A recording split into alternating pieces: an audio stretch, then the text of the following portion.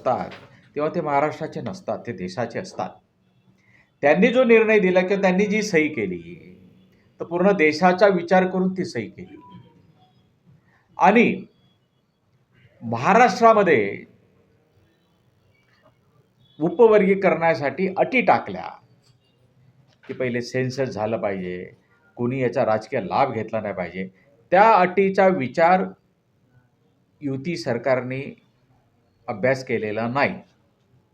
त्या अटीचा जे काय अट भूषणजींनी टाकल्या, आदरणीय भूषणजींनी टाकल्या, त्या अटीचा अभ्यास जर केला असता तर या महाराष्ट्र राज्यामध्ये उपवर्गीकरणाची गरज नाही असाच निर्णय युती सरकारने घेतला असता.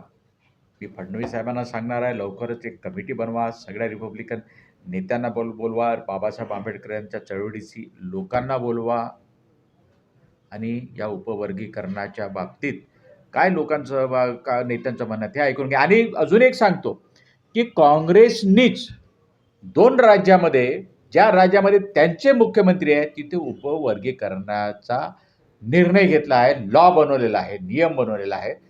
त्याच्यामुळे कुठे ना कुठेतरी काँग्रेस नेत्यांना सुद्धा आमच्याचबरोबर यावं लागणार आहे. आणि त्या राज्यामध्ये त्यांनी निर्णय घेतल्यामुळे युती सरकारला सोपं झालं.